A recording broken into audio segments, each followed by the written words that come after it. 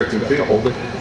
Unfortunately, we quite often spoke to a group of 100, while the other candidates spoke to groups of 100,000, but that's the way it is in third-party politics. It's always good to be among young people. Your youth and energy and enthusiasm is contagious, especially those people who were in the Ron Paul movement. It's always a refreshing thought to be among those people of like mind, but it's a new introduction of energy that is so desperately needed right now. My topic, the history of war, is something I could talk to you about from now until the end of the evening, I guess, but let me just say that I'll start with one proposition that I believe to be true, and everything I say is based on that one idea, and that is that war is never, ever worth the cost. That I can demonstrate to you with facts, but we've heard so many fine speeches tonight about peace, about war, and about why peace is good, and about why war is bad.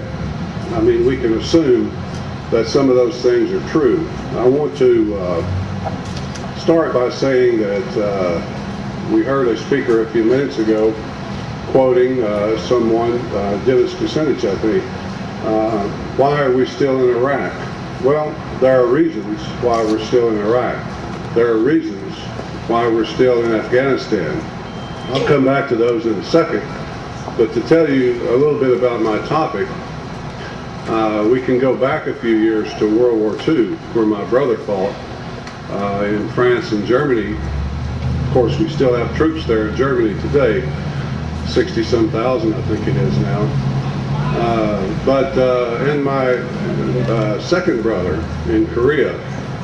But at the end of World War II, this country stood atop the world in power. Never had anything like it been seen on the earth in terms of technology. The only nuclear power, nuclear energy, as you know, was developed here in America and used first by America. In terms of technology and in terms of military power, nothing like it had ever been seen before. Tens of millions of men in uniform.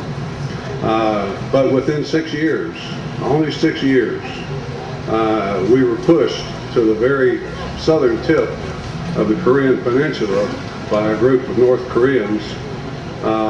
In only 6 years, this country had changed that much. What happened? Well, in 1945, we entered into an international agreement which was supposed to make the world safe, where nations could sit down and reason together and talk about their differences and prevent war.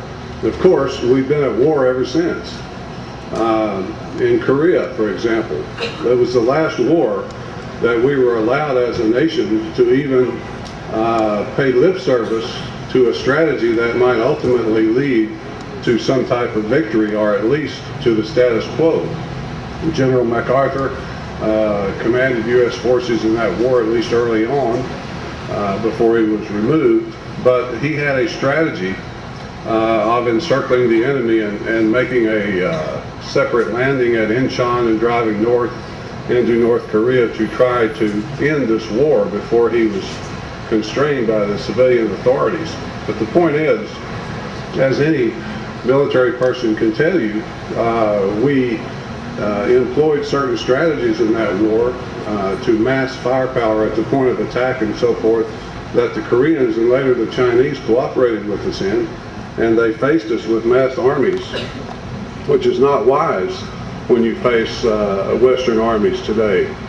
But the enemies of our nation grew smart, and they no longer allow us that advantage.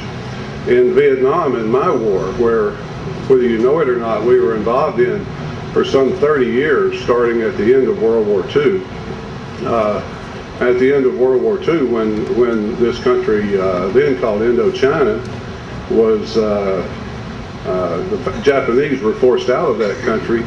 From that point on, in one way or another, We were involved there from the point that the French were driven out at Dien Bien Phu in 1954. We simply couldn't wait to take their position. We acted as their surrogates there for 10 years before we actually became involved militarily. We supplied them with weapons and so forth, many of which were used by Ho Chi Minh's forces. By the way, when the American invasion of Okinawa, when Okinawa was secured at the end of World War II, this is something you might not know, 500,000 small arms, American-made rifles, M1s and so forth, were left over from that conflict, never used. They were sent there to be used in that conflict and never used. Those were sent to Indochina, and many of them were turned over to Ho Chi Minh and his forces, later used against the French and us, actually. But the long and short of it is, my war was so similar to what we face today in so many ways, in the propaganda leading up to it and during it, even during our 10 or 12-year struggle there. We were told that if we don't fight the communists over there, they'll be climbing up the beaches in California before you know it. Well, guess what? We have most favored nation trade status with that country now.